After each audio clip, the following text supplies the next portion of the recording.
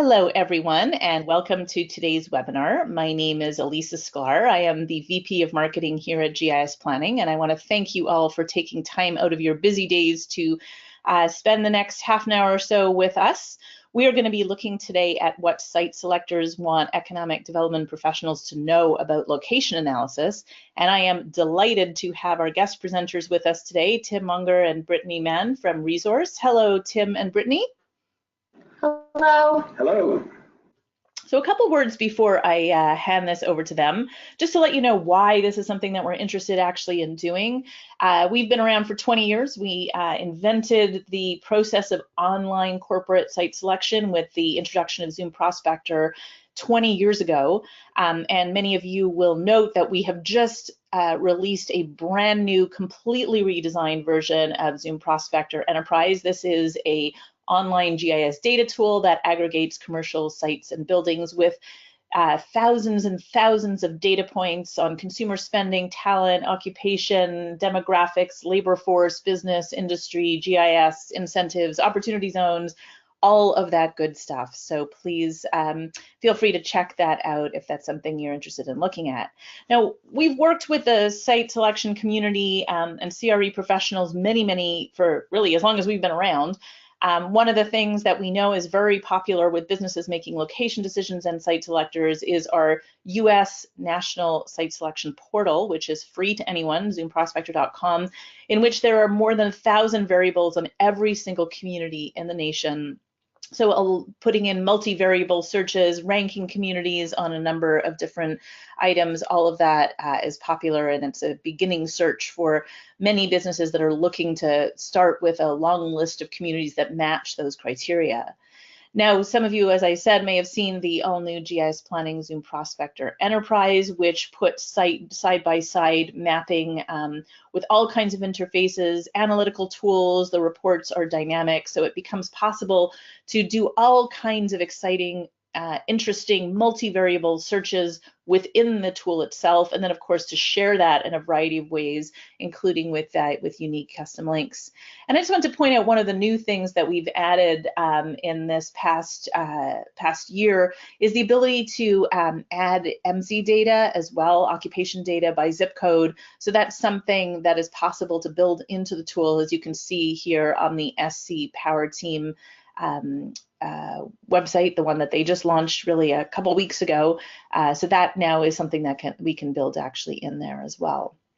So with that, what I'm going to do then is just do a brief introduction here for Tim and Brittany. I'm going to pass this actually over to them as I do this.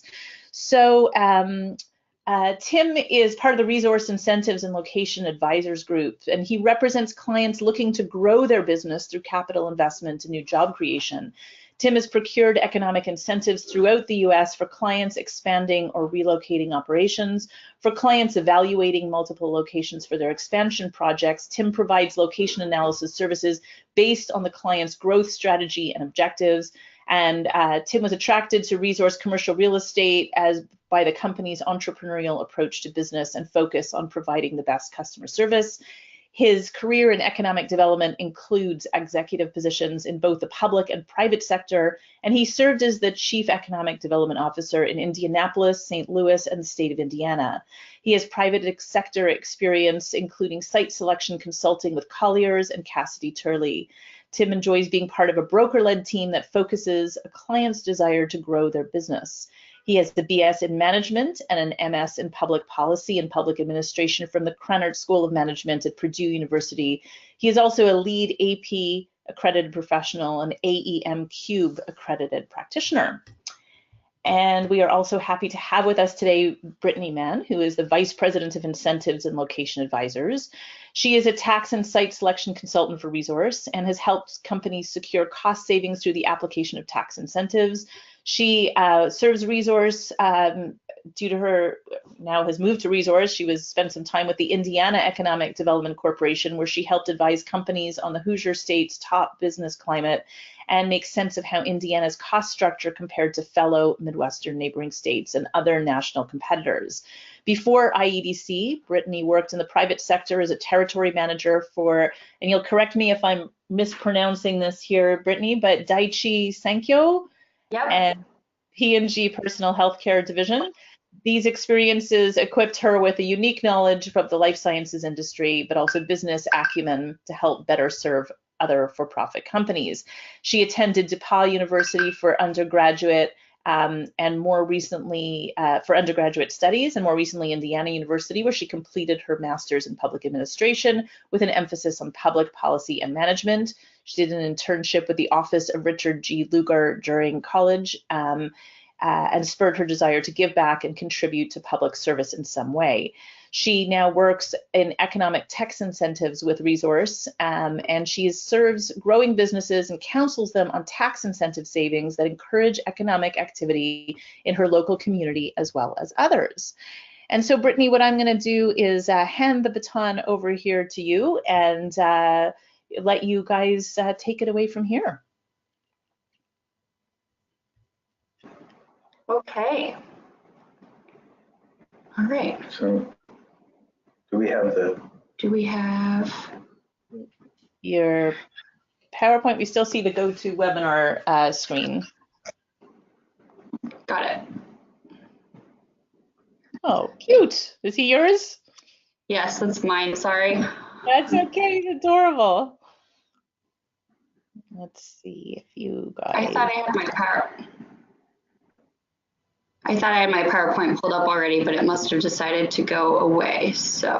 Okay. Well, I can pull it up here if you prefer. That's all right. We are not sharing any pseudo quasi confidential emails, so we're okay. Okay. Good. All right. Well, thank you guys for your time today. As we were so kindly introduced, Tim and I are on a team together with Resource, and we'll be talking with you today about what we want you guys to know, what we've learned from our time in the public sector, but also now in the private sector. And so wanted to start with a couple case studies that we think are particularly helpful in some of the recent site selection trends that we've seen. So I'll turn it over to Tim. Great, thanks, Brittany. So we're a site selection group within a commercial real estate firm, and there are some, if you will, slight differences between how we operate and perhaps one of the boutique firms. You might say that we're a bit abnormal in reference to the movie Young Frankenstein, and if you don't get that reference, you'll have to watch the movie. But let me start off by talking about a recent project where we're looking at both the Atlanta region as well as the Spartanburg, South Carolina region.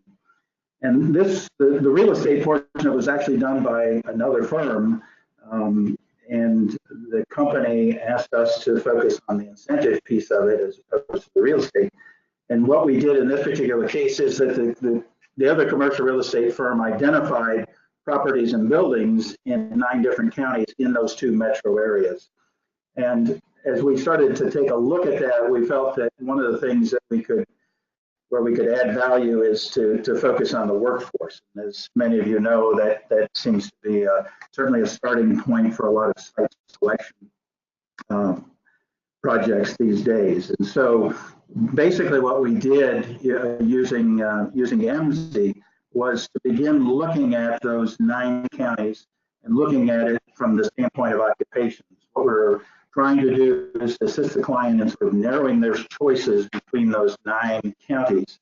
And so this is an example where using that information, we were able to identify where the jobs are, where the commuters are going for those jobs, to give them some idea of how they might begin narrowing it down. So we went from, and this gives you a table on the information that we found, at least in those 3 particular counties. We did it in groups of 3s of contiguous counties, and in that particular case, they went from 9 counties down to 4, down to 2, and again, still maintaining 1 in the Atlanta area, 1 in the Spartanburg area. And this was a combination of distribution and light manufacturing, and would be a project of about I believe about 300 to 400 people. So that gives you a little bit of an example.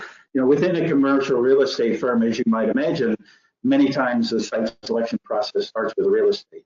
And so that's just a little bit different perspective than some of our peers out there who operate in a boutique firm.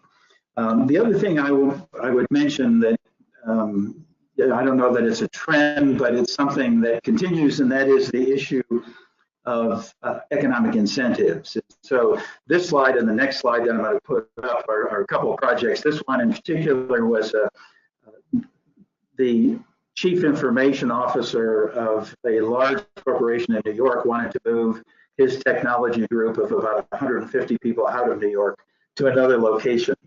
And through our broker at the time, he asked the question, where's the best place for economic incentives in the US? And when the broker called me to mention that, my first response to him is, I'm in the business and I have no idea.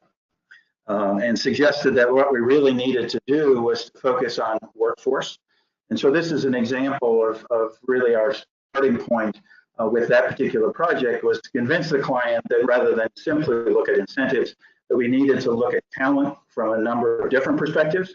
In this particular case, the concentration, the growth, and also the feeder systems were an important part of that, along with certainly some other factors that you would think about that would be important to a project like this, but really starting with the talent. Another project, which is a Fortune 500 company based in New Jersey, said they wanted to, they were looking for a possible location, again, where they could get the best incentive deal. This particular project, what we focus on, the guidance that they gave was the Atlantic coast area. And so we took the very sophisticated approach of looking at those communities from the perspective of birds of a feather flock together. And so these communities are ones that were identified in the search area that do have a significant number of Fortune 500 and Fortune 1000 companies. And so incentives continues to be an issue that companies will look at, and especially their C-suite will bring up when they start a site selection project. So those are a couple of cases that I wanted to put forth, really to talk a little bit about the trends, and certainly that workforce continues to be an issue, but incentives as well.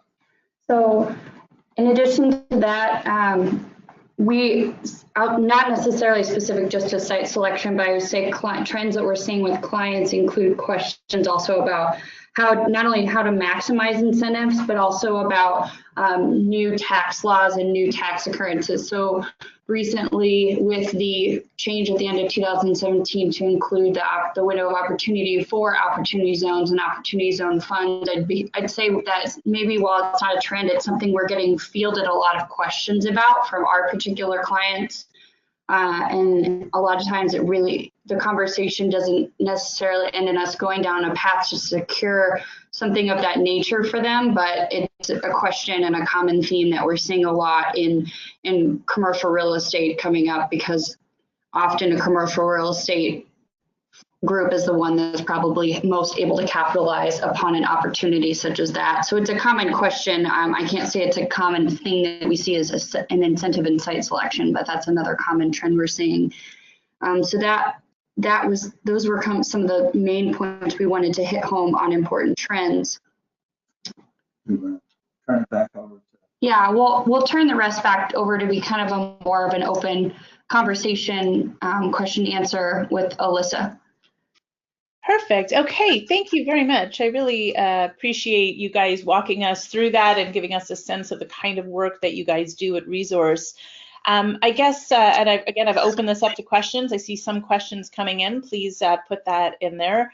I guess I'd like to start with a pretty general question that relates to our title here, which is, as site selectors working in corporate real estate, but also with a background in economic development, what do you really wish economic developers knew when it comes to the site selection process that maybe they don't always get? I think one of the things, again, having an economic development background, you're always looking to provide information to the client, whatever they need, and sometimes it's more information than they need. So I'm going to give you an example of a recent project where we were looking at occupations within the distribution industry and asked one of my friends in economic development to provide me with a list from his perspective on how he sells his community from a distribution occupational standpoint. He provided about 10. And when we turned to the client and asked them, they provided 1. It turns out there are probably 4. And so I think many times it's a situation where you may be providing too much information. It's, again, providing just the right amount. The other area I think that's the case is when it comes to incentives. I've always appreciated when my fellow economic developers would provide me with a list of all the incentives, to which my response was always, my client will take one of each. And their response was, no, they're not eligible for those. And so I think it's the sort of the, if you will, rather than the 80-20 rule, it's the 10-90 rule, where 10% of the programs are used 90% of the time. And so I think that's another part of it, is understanding the company and matching up with information about occupations or information about incentives. And I'll chime in on that. I completely agree with my colleague and would say that it's about tailoring the approach. Some people refer to consultants as site eliminators because we are trying to help them navigate the different communities they're choosing between. And so it is very much about, what is actually relevant and tailored to that particular company. There are large buckets of incentives, but if transparently that's not a bucket that's available to that client, that's okay. It's not necessarily about a larger amount of incentive programs being better. It's about which ones they actually qualify for. And that ends up showing also the best interest of the client's time and the community's time by only talking about the ones that are actually available and relevant to that client. Okay, so that's helpful because we've had a couple questions come in about incentives and what kinds of incentives are considered to be important, but it's clear that it really is very much dependent on the client and their specific needs and eligibilities. Are we understanding that correctly? Yeah, I would say right now we have a client that is doing some transportation consultation, and they also do transportation cybersecurity. So in this case, for them, training and being able to keep their certifications up would be really, really helpful, in addition to offsetting with a typical payroll tax credit, but also probably if there were an in-kind program that existed in that particular state or municipality where they could furnish it at a local level, that's also very useful. Whereas if it's a heavy manufacturing company and they're going to have a lot of equipment and a lot of build out, we're going to be looking more to offset and secure incentives in the form of a tax abatement. It's just, I hate to say it depends, but you want to show a tailored approach that shows you really put that thought and time into why that individual company you would want to be in your community as opposed to just any business. So it really does sound like it comes down to the availability of data, the ability for you guys to find the information to meet the client's needs. Obviously, they I assume, come to you with a set of specifications. I think it sounds like data is really critical. What kinds of data do you really rely on when it comes to making decisions for projects? What are you looking for from economic developers to provide clients? Well, I think certainly those things that may be localized. A good example of that would be property taxes, and making that information available. I think over the years, as I've looked at economic development websites, there were a couple that stood out because they did provide that information, and I think again understanding taxes not only from the state level, but in particular at the local level when you're talking about a particular site. And so that information is very important, very helpful. I think also case studies where incentives are included. is helpful as well.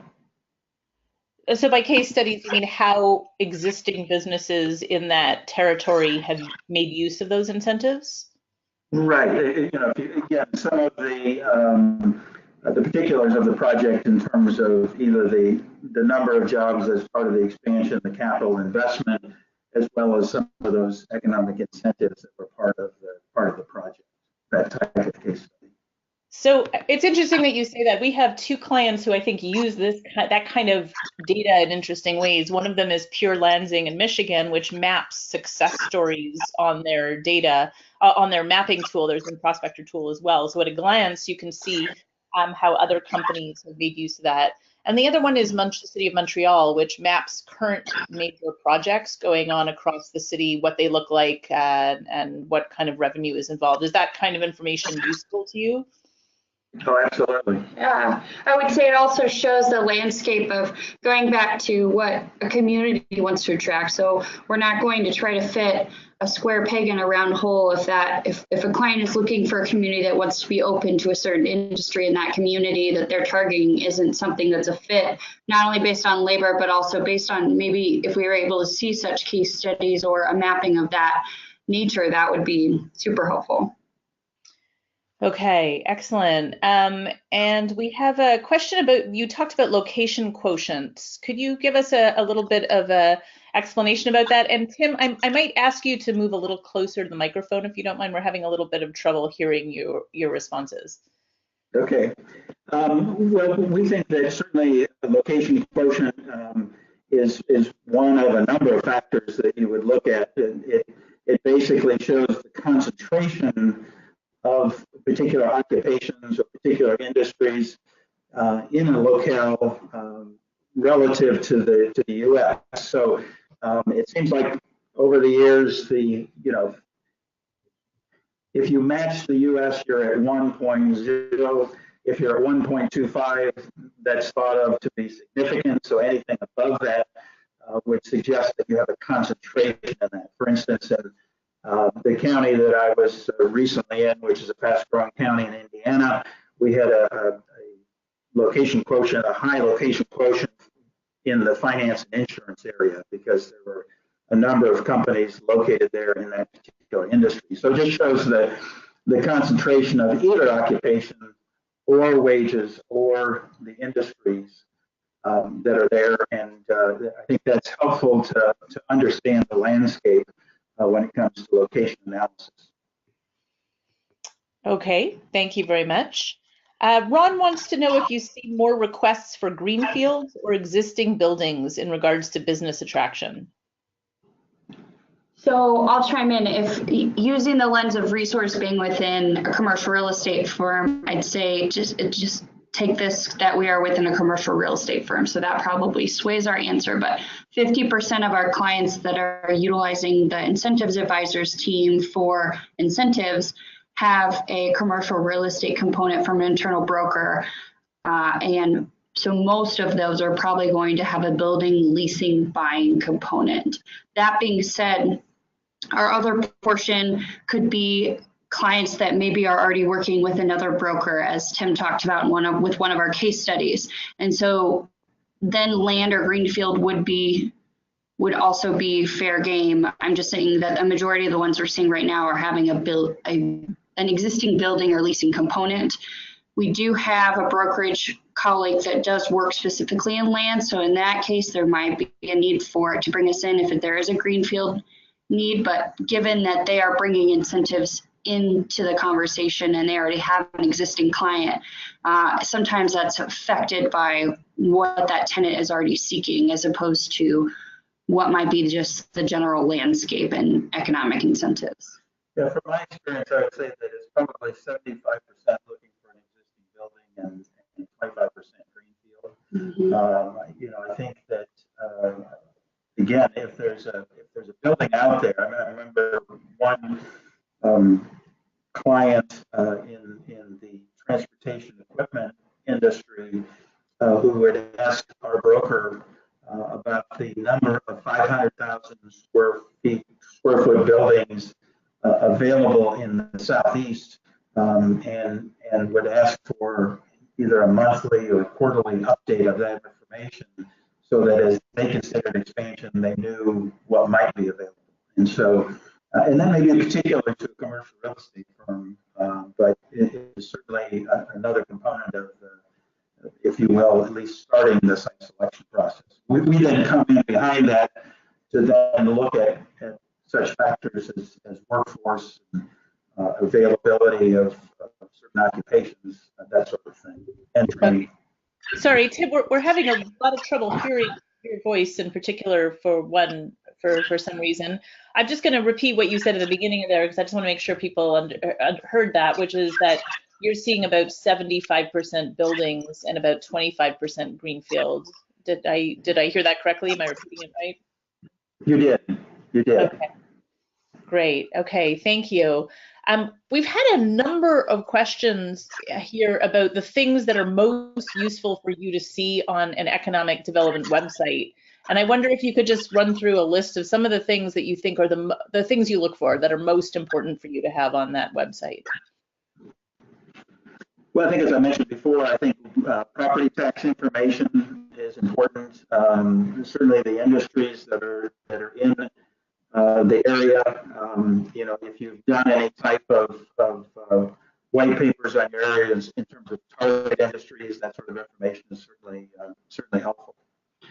I would also say when it comes to available building stock or the greenfields or whatever that they have, I find it important not only to have the contact of the local economic developer, who we will usually reach out to first, but also the contact of the brokerage and as a secondary contact, and making sure there's as many logistical pictures, images, site plans of what is available on that existing site as possible. Because if there's an existing building and a client has a short timeline, they're going to want to be able to know as soon as possible whether that square footage and that site plan will match what they need, which unfortunately does rule out greenfield because they wouldn't be able to build as quickly. But those, I think, on the site specific side, and that's one thing we like that you know, and I would say with Indiana using GIs Planning, Zoom Prospector, and all their communities using it, that it's an option, a nice option to be able to have more than one contact, to be able to connect the dots.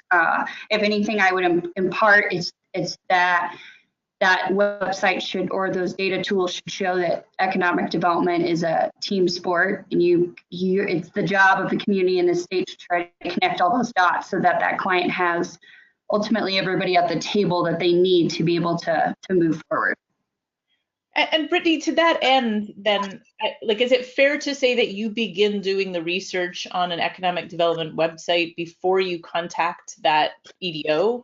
I mean, you're looking for the data before you let them know that you're considering their territory. Is that a fair assessment? It depends. In Indiana, we may not need to do the research since we are already really familiar and know those players very well. But in other communities, yes, we may be doing some behind the scenes research and networking, and I guess site eliminating in a way before they know that we've even taken a look at the community. Yeah, and I think along those lines, one of the things that the communities and states need to think I'm sorry, about is, Tim, I don't mean to cut you off. It's very, very difficult to hear your voice clearly. And I know you guys are sharing the same microphone, but it keeps cutting out. Okay, to piggyback on that, I think it's very important to understand where the site selection process is when in a sense we and the company show up. I think in some cases, I know in one particular case, the company spent 6 months not only looking at the community, but in particular the building.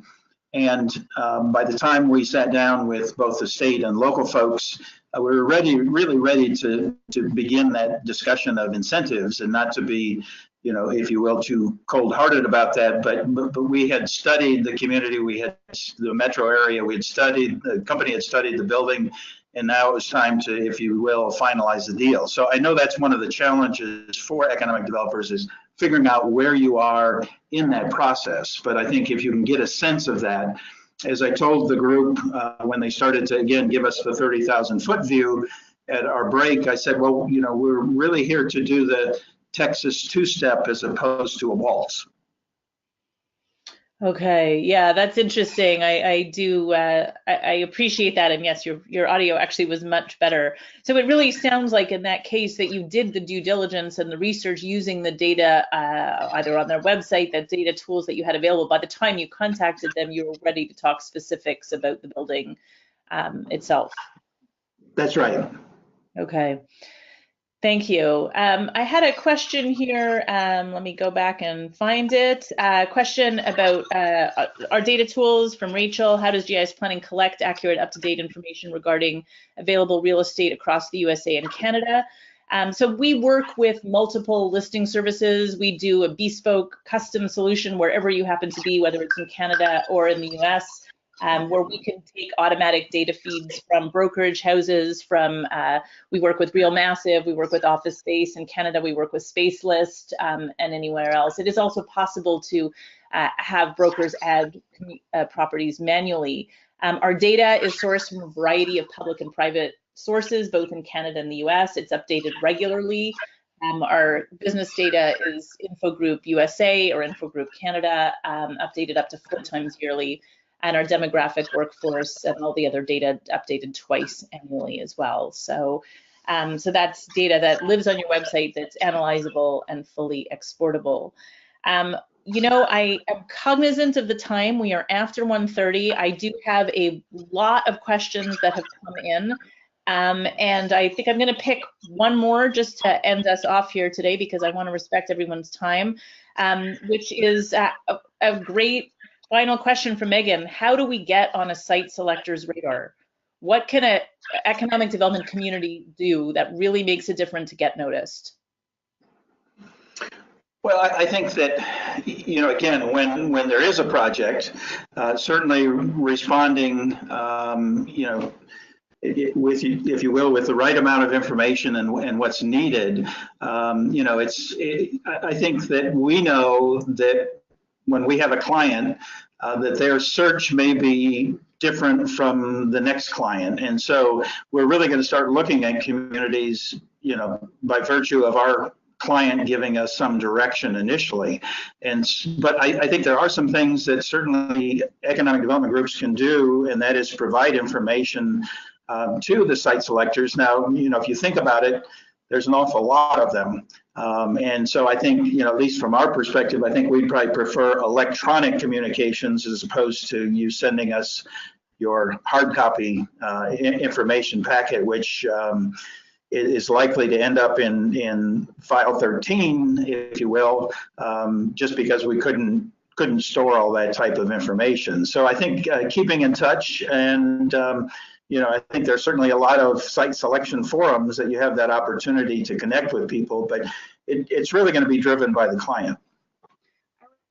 Thank you. Okay, I really appreciate that. And it's one of the reasons that we've built a proposal generator into our data tools. So it's literally drag and drop, makes it very easy for that kind of response to happen, and then bring people back to the tool if they want to do further analysis. I am so blown away by the number of questions that we have here. And so what I'm going to do with Brittany and Tim's help is I'm going to pass these questions on to them, see if we can get some answers, and I will put them together in a blog post so that we can address some of your other questions. It's clear that this is of interest to our economic development audience, one of our biggest webinars of the past 6 months. So we will perhaps offer another one of these. Keep an eye out on your inboxes. Brittany and Tim, I wanted to thank you so much for your time here this afternoon. Thank you very much. Thank you. Thank you. And thanks to all of you for taking time out of your busy day. We will be in touch with a video recording of today's session and an invitation to future sessions as well. Thank you all very much and have a great day. Bye-bye.